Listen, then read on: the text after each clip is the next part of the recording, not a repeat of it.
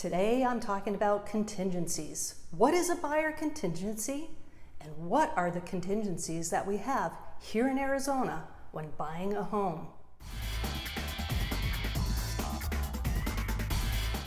Hi, I'm Amy Hayslett and I'm a realtor here in Phoenix, Arizona. Welcome to my page where I talk about all things real estate related and fun things to do here in the Phoenix area.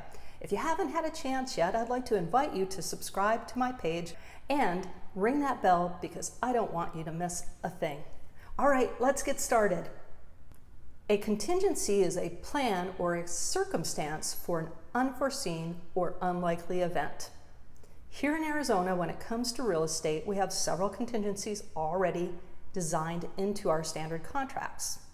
For example, there's contingencies for loan and loan appraisals, and there's contingencies for the buyer inspection, also known as due diligence.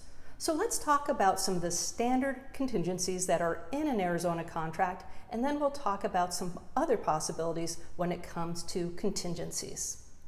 So once you go under contract as a buyer, you're going to want to have the opportunity to do some inspections on the house and do your due diligence. So there's a contingency written into the contract that allows the buyer up to 10 days to inspect the property and also do their due diligence about the property and surrounding areas. Our standard time frame for buyer due diligence is 10 days. And within this time frame, in most cases, if the buyer finds something that's not satisfactory, they can cancel the contract and get their earnest deposit back. However, they can also give the seller a chance to correct items. So for example, if there's a leaky pipe that they want corrected, they can give the seller the opportunity to correct that. Once the seller gets back to them, if they refuse, the buyer again has the option to cancel and get their earnest deposit back. Another part of due diligence that's not necessarily within the 10 days is for the buyer to review things like preliminary title reports, and if they're in an HOA, the HOA documents. Again, this provides an opportunity for the buyer to review these, and if there's something that's not satisfactory to them that cannot be corrected, it gives them an opportunity to cancel and get their earnest deposit back. Here in Arizona, we also have contingencies that come into effect on our standard contract when the buyer has a loan, one being the loan contingency and the other being the appraisal contingency. So the loan contingency works as such that if for some reason the buyer acts in good faith and can't get their loan because say they've lost a job during the time frame or something has happened out of their control, that they can get their earnest deposit back. So we have the loan contingency. The other part of that is the appraisal contingency. When you're getting a loan, the bank wants to have an appraisal to make sure that the home's worth the value that the buyer's paying for it.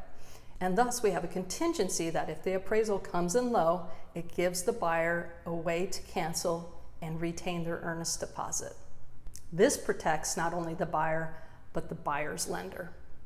On the other hand, if the appraisal comes in low and the buyer doesn't want to cancel, they have 5 days to go back to the seller to see if the seller can come down in price or potentially if the buyer can come up with a little bit more money.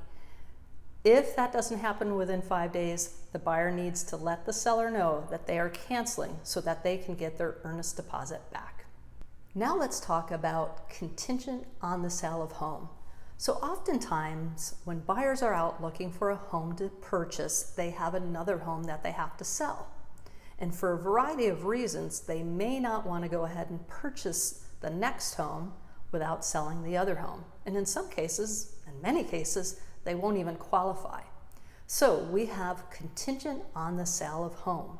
Here in Arizona, how it typically works is after a contingent buyer is under contract, the seller can still accept backup offers. Now that doesn't mean that the seller can automatically bump the current contingent offer, but what they need to do is let the buyer with the contingency know we have a backup offer.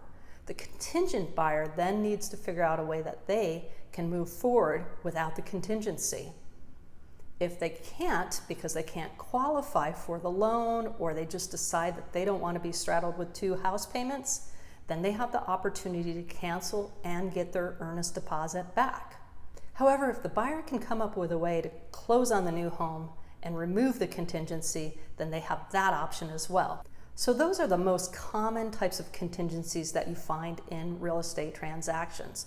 There are a lot of other contingencies that you could add to a contract. Now, keep in mind though, if you're looking to buy a home and you're in a competitive market, the less contingencies you can come in with your offer, the stronger your offer is. And if you're a seller, the more contingencies that the buyer is bringing to the table, the more risk there is that the home won't close. So you're going to want to work closely with your real estate agent to come up with the best plan to move forward. So I hope that helps you better understand how our Arizona contracts work and what contingencies are. If you have questions, feel free to put them in the comments below or reach out to me. I'm happy to help. Have a great day and I'll see you next time. Bye-bye.